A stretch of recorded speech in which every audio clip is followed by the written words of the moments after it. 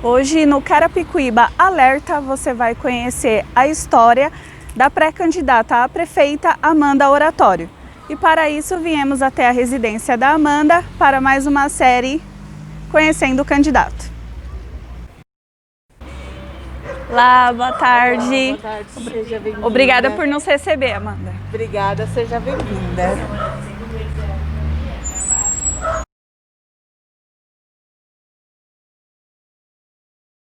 Quem é a Amanda Oratório? Amanda Oratório. Na verdade, é Amanda Cristina Oratório Sotério. A Amanda Oratório é uma menina sonhadora. Uma mulher preta, como todas nós, mulheres de Carapicuíba, ou quase todas, que passamos pelas mesmas coisas. Que nasci e cresci aqui na minha casa. Hoje eu estou, neste momento, aqui na casa da minha irmã, mas nasci neste quintal. Minha família chegou aqui em 1940, minha família materna.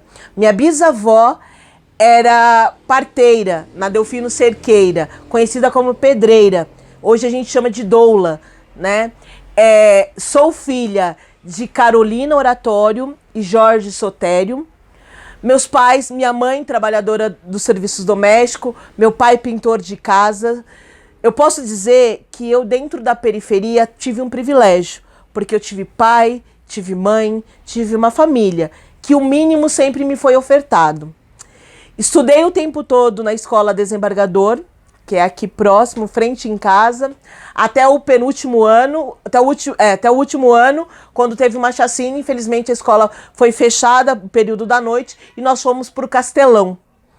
E eu sempre tive um sonho de ser médica. Este sonho, ele sempre esteve comigo.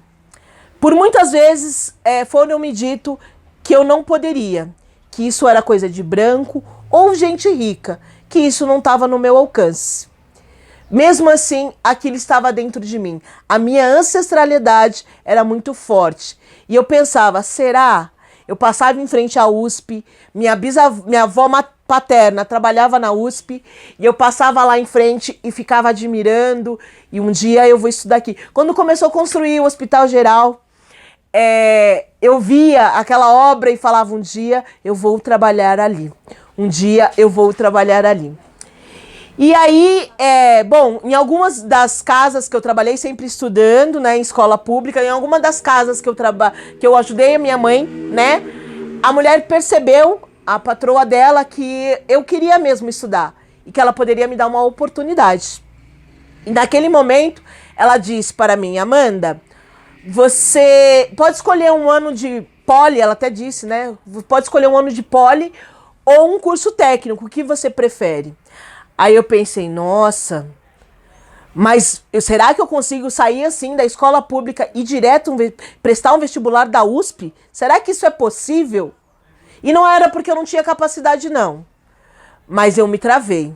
E aí naquele momento eu optei por ficar com um curso técnico. E eu fiz o auxiliar de enfermagem na Escola São Bernardo, aqui na Inocência, que era a antiga Escola São Bernardo, aqui na Inocência Seráfico. Naquele período que eu estava fazendo o curso de enfermagem, eu antes estava trabalhando pela frente de trabalho na prefeitura de Carapicuíba como recepcionista na casa do adolescente. Porque ali eles também perceberam que eu tinha potencial, porque eu gostava do que eu fazia, porque eu fazia com muito amor. Ali foi meu primeiro contato com a saúde de Carapicuíba. E aquilo fui trabalhando e terminei o curso de enfermagem e aí eles me contrataram para ser a auxiliar de enfermagem da Casa do Adolescente, que eu ajudei a construir, que começou desde o Ariston, da UBS Ariston, e até quando nós chegamos no FUCA. Eu estava ali em todo o meio do projeto, foi muito interessante. E essa oportunidade também me deu a oportunidade de conhecer o Prestes Vestibular. O Prestes Vestibular é um cursinho popular que tem aqui na rua de casa também, ali no final. E eu entrei, uma amiga já fazia lá, ela falou, a gente precisa de ir pra lá. E eu cheguei naquele local. Quando eu cheguei no Prestes, eu fiquei, uau, que é isso? O que não me disseram na escola? Qual foi o tempo que eu perdi dentro da escola? Nunca nenhum professor me disse que eu tinha potencialidade para estar no vestibular. Como eu tenho tantas possibilidades assim? E ali eu me engajei naquele cursinho que fez a diferença na minha vida. Eu engajei, só que às vezes até parece contraditório.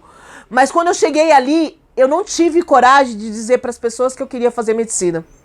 Eu dizia que eu ia fazer enfermagem, biologia, porque eu achava que eu não tinha capacidade. Mas dentro de mim estava, a minha ancestralidade estava. Olha, eu quero mesmo fazer medicina. E não dizia.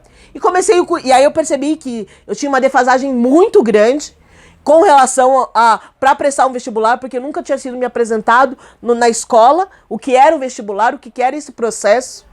E aí eu comecei a estudar, comecei a ver que eu tinha muita dificuldade, que eu precisava de muito mais, e me engajei. E continuando trabalhando, né, e estudando pela noite. Eu lembro que eu tinha o meu professor, o mestre Vicente, que eu sempre digo isso a ele, que ele batia assim na lousa e falava assim, olha, enquanto você tá dormindo, o menininho de Alphaville tá estudando, não durma. E eu falava, eu não posso dormir, eu tenho... E aí eu fui engajando, aí eu fui entendendo. Ali me deu a oportunidade de entender que eu, enquanto cidadã, deveria reivindicar os meus direitos. Que era meu direito a garantia do ensino de qualidade. E que era meu direito também estar nas universidades públicas. Foi ali que começou esse espírito de ter que estudar e ter que ingressar numa universidade pública. E aí as coisas foram acontecendo e quando meus amigos passaram, eu sempre gosto de contar isso, porque quando os meus amigos passaram, eles começaram antes de mim, eles passaram nos vestibulares. Eu fiquei tão chocada, eu falei, nossa, eu acho que não é pra mim mesmo, né? Isso porque eu nem pensei em medicina, imagine. E aí eu tive uma aula inaugural. E essas aulas são o que motiva as nossas vidas. E por isso que todas as vezes que eu sou chamada em escolas, eu sempre vou falar com os alunos, porque isso me motivou e motivou para a vida. O Aziz Absasser, que é o segundo maior geógrafo do Brasil, virou e disse, ele estava na aula e virou e disse, não existe ninguém capacitado não. Não existe ninguém inteligente. Existem pessoas que estudam. E eu tô aqui porque eu estudei. E se eles passaram é porque eles estudaram. E você pode fazer isso. E aí eu tinha passado na segunda. Uma amiga viu quando eu tava na sexta. Daí eu perdi a vaga de enfermagem e a minha segunda opção foi biologia. Falei, bom, eu quero estudar. E aí, como você vai fazer isso trabalhando aqui? Porque trabalhar, para nós que somos da periferia, trabalhar, só estudar é um privilégio muito grande. E hoje muitos adolescentes estão tendo esse privilégio, mas no meu período não tinha. As universidades não eram dessa forma.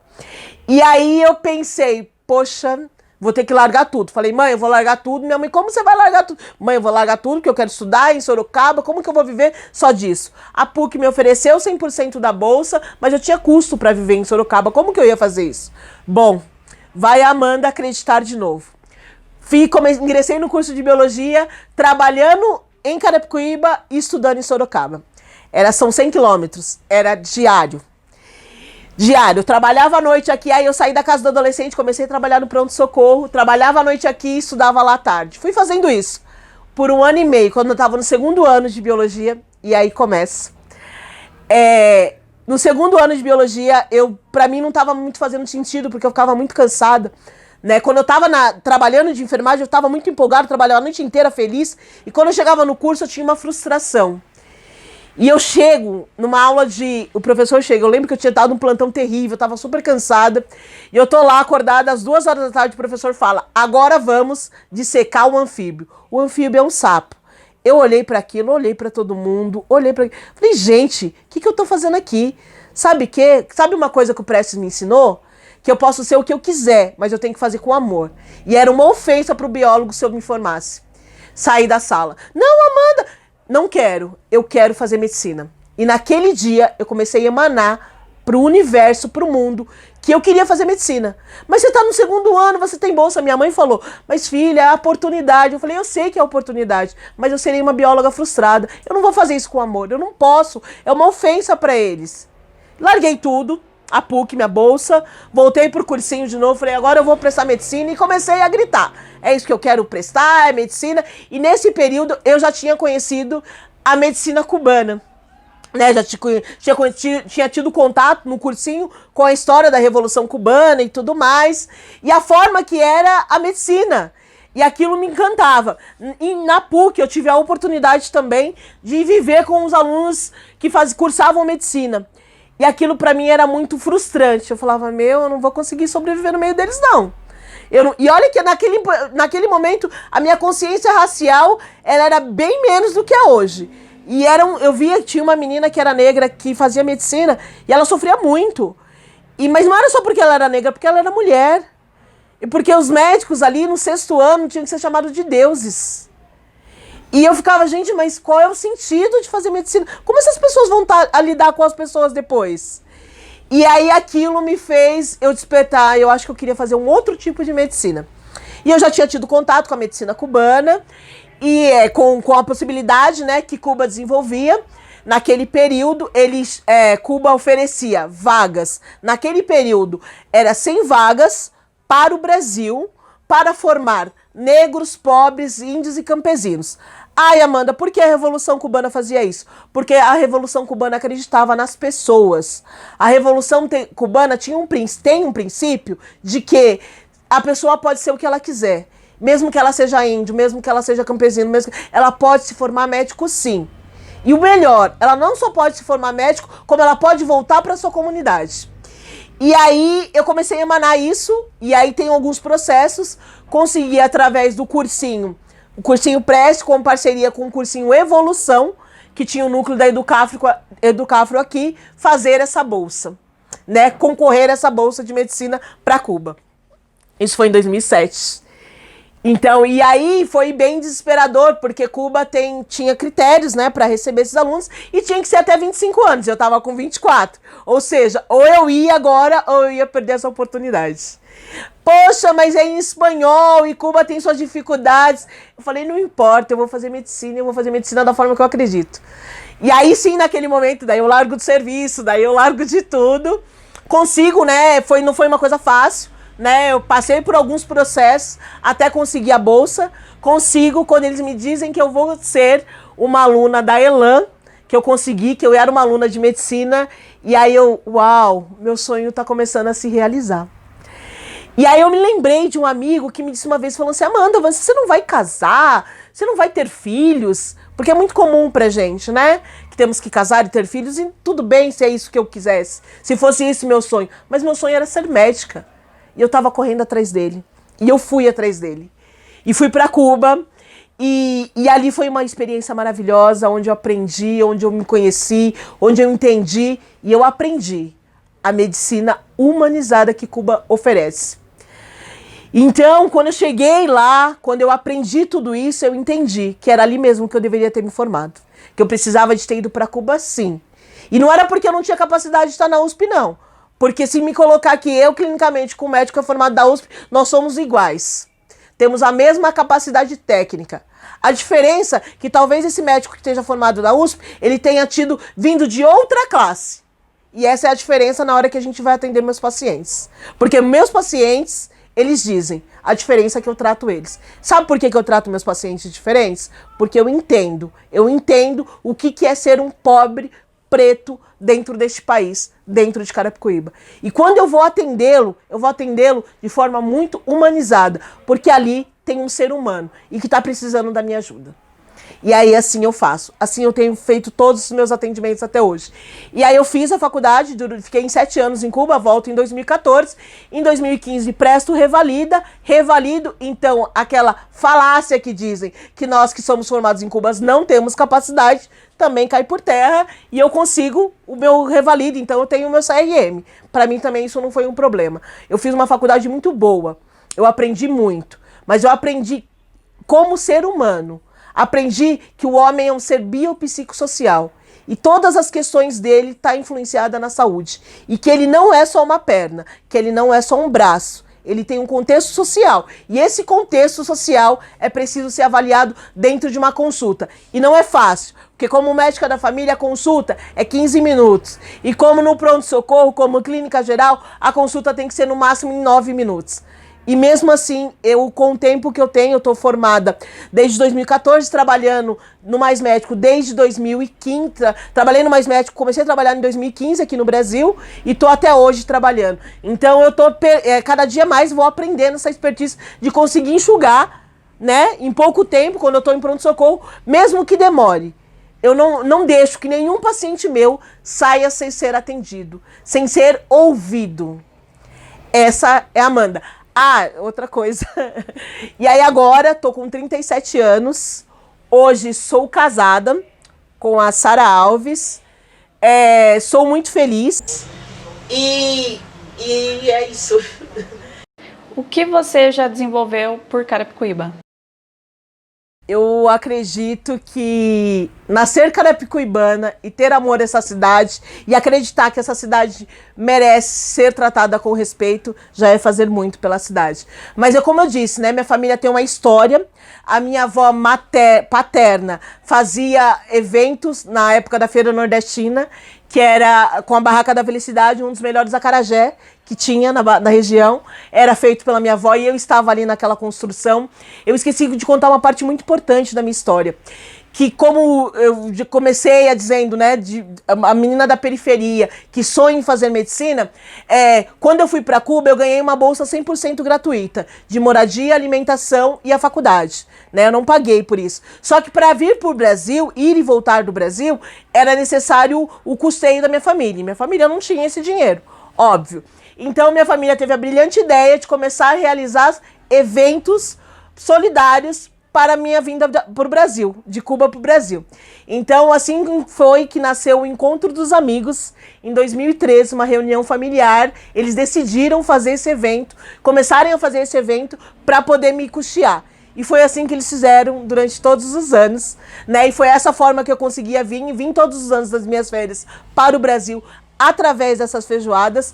E virou uma tradição, virou tanto uma tradição que mesmo depois de eu formada, eu já aqui trabalhando, a família continua. Antigamente a gente fazia no centro comunitário e hoje a gente faz no terreno de casa mesmo. Nesse terreno aqui onde nós moramos, nós dormimos, nós comemos, é onde a gente abre os portões, né? Recebe as pessoas com muito amor e carinho. Né? Na Barraca da Felicidade tinha uma tradição de dizer que tudo era feito com muito capricho e de fato é com muito carinho. Minha mãe fica acordada horas para fazer uma boa feijoada e é um evento muito bonito, porque as pessoas vêm, tem gente que costuma dizer que é um evento muito democrático, porque aqui vem de todas as pessoas, porque é muito plural, a gente recebe todo mundo de braço aberto. Qual que é o objetivo do evento hoje em dia? É promover cultura na cidade, é promover um espaço de diversão, com samba, feijoada, com música. A gente fazia o Espaço Kids nas últimas feijoadas, e era isso, esse era o objetivo. O que eu trabalhei, né, na saúde de Carapicuíba, desenvolvendo, o que eu fiz de ações sociais, eu acredito que estar dentro do cursinho é um projeto social. Eu também, nesse momento de pandemia, eu também me disponibilizei, enquanto cidadã médica, a fazer atendimentos, e apareceu aí nas televisões nacionais, para fazer atendimento online, né? Porque era a forma que eu conseguia estar perto e poder ajudar a população, e atendi uma boa parte das pessoas que ali me procuraram. Então, o meu desenvolvimento da cidade, né, é descobrir potência, descobrir que eu sou uma potência dentro da cidade. Temos muitos carapicuibanos potentes. Por que ser prefeita de Carapicuíba? Essa é a pergunta que eu mais adoro responder. Por quê? Porque meu sonho de criança era ser médica. E isso eu já sou. E eu, modéstia à parte, exerço minha profissão com muita qualidade. Porque eu gosto do que eu faço, eu amo o que eu faço. E todas as coisas que eu faço, como eu disse lá no início, tem que ser com muito amor. Mas a necessidade de vir pré-candidata à prefeitura desta cidade, com o histórico que eu tenho nessa cidade, foi a necessidade de lutar. De lutar por uma cidade justa. De lutar por uma cidade que tenha saúde, educação, cultura. Que aonde nossos índices de criminalidade sejam diminuídos. Aonde as nossas crianças tenham espaço. Aonde os nossos idosos possam ser atendidos. Aonde as nossas gestantes devem ser atendidas. Lutar por Carapicuíba foi uma necessidade que eu não posso me calar. E aí eu atrelo de vir, né, quando eu aceito esse desafio eu aceito porque eu percebo a potencialidade que eu tenho dentro de mim, que a minha ancestralidade me permite. Me permite que eu possa ser essa pessoa que eu sou hoje. E eu acredito, como tenho feito em toda a minha vida, que após mim eu sou a primeira formada da minha família. E depois disso, nenhuma das gerações que veio atrás parou de estudar. É possível. Eu posso ser, eu digo que eu não sou o melhor exemplo, mas eu digo que eu posso ser a representatividade que os carapicuibanos e carapicuibanas merecem nessa cidade. Foi uma necessidade de lutar por uma cidade justa. O que você faria diferente desses últimos 4 anos do governo atual? Olha, primeiro eu vou começar pela saúde, porque a gente tem que pensar nesse momento pandêmico. A pandemia deveria e deve ser tratada com respeito. São 286, o último relato que eu vi, de mortos em Carapicuíba. Veio dinheiro da verba estadual e federal e deveria ser tratada com respeito. Investido em saúde. Essa é a primeira parte. O que mais eu faria? Teria tratado a cidade que tinha projetos e tem projetos muito interessantes que deveria ter sido mantido. Não teria criado mais creches, mais vagas de creches? Teria, é possível. Teria feito um orçamento para que a cidade não entrasse em dívida como está entrando. Tem vários relatos e vários documentos provando que o atual prefeito tem feito vários empréstimos. E eu teria feito esse reajuste. Reajuste primeiro pensando na saúde das pessoas, um projeto que fosse viável, factível para a cidade de moradia. E neste momento pensaria também numa forma factível de aquecer a economia do município. E durante os outros anos era implementar os projetos que não foram implementados. É a ativação efetiva do plano de cultura, é a ativação efetiva do plano de conselho municipal de saúde, é a ativação de todos os conselhos reais. Não teria fechado algumas casas de matriz africana como foi fechada, não teria não dado a oportunidade que as pessoas precisam para poder viver numa cidade de qualidade. Então, se eu tivesse sido prefeita há 4 anos atrás, eu teria tratado a cidade como eu penso tratar agora. Com muita seriedade, respeito, com técnica, com pessoas capacitadas em administrar dinheiro público, entendendo que o dinheiro público é público, não é meu, não tem que ser para o meu bolso, tem que ser, deve estar para a gestão pública. Essa seria. Amanda, o Carapicuíba Alerta agradece por você ter nos recebido em sua residência. Muito obrigado e desejo aí muitos votos na sua campanha. Obrigada, muito obrigada pela oportunidade. A oportunidade que esse canal está desempenhando a todos os pré-candidatos. Muito obrigada mesmo, obrigada a todos que nos estão assistindo. Tchau!